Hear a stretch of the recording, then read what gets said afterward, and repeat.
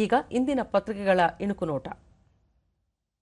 ಸೌರಶಕ್ತಿ ಉತ್ತೇಜನಕ್ಕೆ ಜಾಗತಿಕ ಸಮಾವೇಶ ಮಾರಿಷಸ್ನಲ್ಲಿ ಆಯೋಜನೆ. ಏಷ್ಯಾ ಅಪಾಕ್ ವಲಯದ 35 ಸ್ಟಾರ್ಟ್ಅಪ್ಗಳು ಭಾಗಿ.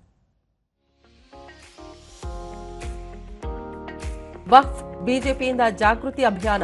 ಏಪ್ರಿಲ್ 20ರಿಂದ ಮೇ 5ರವರೆಗೆ ಆಂದೋಲನ. ಡ್ರೋನ್ಗಳ ಪಾತ್ರ ನಿರ್ಣಾಯಕ. ಆಧುನಿಕ ಯುದ್ಧ ಸ್ವರೂಪದ ಬಗ್ಗೆ ರಕ್ಷಣಾ ಸಚಿವ ರಾಜನಾಥ್ ಸಿಂಗ್ ವಿಶ್ಲೇಷಣೆ. ಇಂದು ಮಹತ್ವದ ರಾಜ್ಯ ಸಚಿವ ಸಂಪುಟ ಸಭೆ. ಜಾತಿ ಗಣತಿ ಅಂಗೀಕಾರ. ಒಂದು ವೇಳೆ ಅಂಗೀಕರಿಸದಿದ್ದರೆ ಇಂದ್ರೀಕರಣಕ್ಕೆ ಉಪಸಮಿತಿ.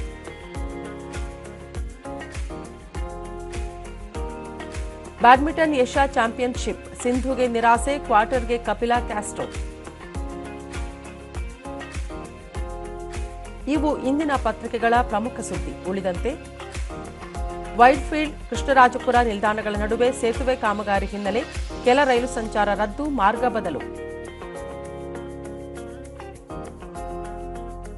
ಖಾಸಗಿ ಶಾಲೆಗಳ ಶುಲ್ಕ ಶೇಕಡ 15ರಿಂದ 20ರಷ್ಟು ಹೆಚ್ಚಳ. ದರ ಏರಿಕೆಯಿಂದ ಶುಲ್ಕ ಹೆಚ್ಚಳವೂ ಅನಿವಾರ್ಯ. ಖಾಸಗಿ ಶಾಲಾ ಸಂಘಟನೆಗಳ ವಾದ. ಶುಲ್ಕ ಹೆಚ್ಚಳ ಖಂಡಿಸಿ ಪೋಷಕರ ಪ್ರತಿಭಟನೆ. 2 ವರ್ಷದಲ್ಲಿ ಪೋಡಿ ಮುಕ್ತ ಗ್ರಾಮ. ಸರ್ಕಾರದಿಂದ ಸಂಪೂರ್ಣ ಸಹಕಾರ. ಮುಖ್ಯಮಂತ್ರಿ ಸಿದ್ದರಾಮಯ್ಯ.